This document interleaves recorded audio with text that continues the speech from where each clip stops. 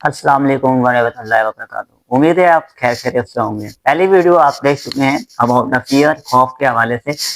आज थोड़ा मैंने आपको ऑप्शन देने हैं कि खौफ कितने टाइप का होता है और किस सूरत में आ रहा होता है। आपने देखा होगा कि बचपन में हमारा खौफ किस टाइप का होता है कि हमारे बड़े हमारे को ना डांट दें, हम खेल रहे हैं तो हमारे को ना रोक दें, हम किसी से मिल रहे हैं तो हमें वहां जाने से ना रोक दें। लेट्स सपोज हमारा स्कूल जाने का मन नहीं कर रहा है तो वो हमें डेलिबरेटली जानबूझकर स्कूल ना भेज दें। इसी तरह से जवानी में आ जाते हैं। जवानी में हमारा जो फियर होता है वो इस तरह से डेवलप होना शुरू हो जाता है कि हमारा स्टडी से कंसर्न हो जाता है।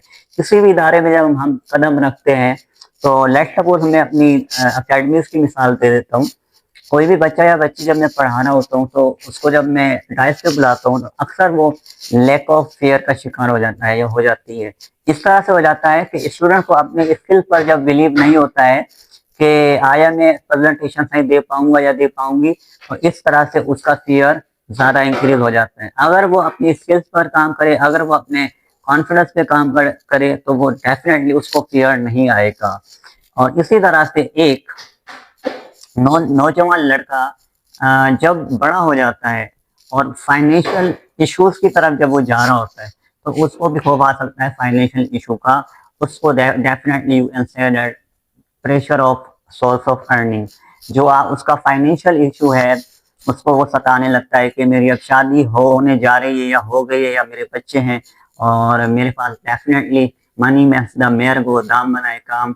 तो वो वाला फियर भी हो सकता है। ये सारे मैंने आपसे जो डिस्कस किया है इसमें डिफरेंट टाइप ऑफ फियर होते हैं। इसी तरह से हमारी क्लाइंट पे बहुत सी फीमेल आती है, वो बताती है कि शादी से पहले मैं बिल्कुल सही थी, शादी के बाद जब अपने ससुराल में गई हूँ तो मैं एक अनजाना सा खौफ का शिकार हो गई हूँ। वो खौफ का शिकार इस तरह से हो सकता है बंदा या बंदी, सॉरी फीमेल की बात कर रहा हूँ, तो वो इस तरह से शिकार हो सकती है कि उसमें डेफिनेटली घर पे या तो उनके ऊपर रिस्पॉन्सिबिलिटी नहीं होती है, फॉर एग्जाम्पल घर की काम काज वगैरह।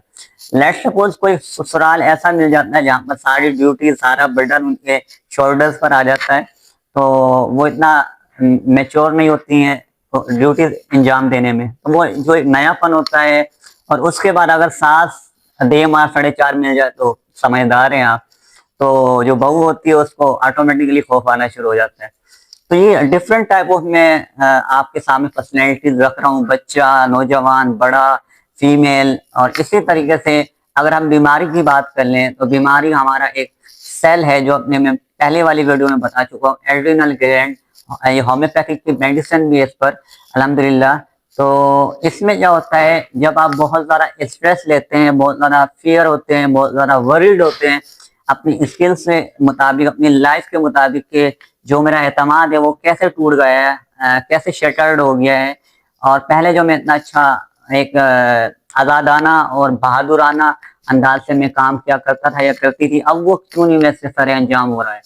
तो उसका यही मसला आता है कि जो एड्रिनल ग्लैंड हार्मोन जो हमारा होता है, जब वो आपकी ब्रेन से निकलकर बॉडी में बहुत सारा खारिज हो जाता है तो फिर आपको मैं बता चुका हूँ पहले वीडियो में, डिस्टर्बेंस आ जाती है।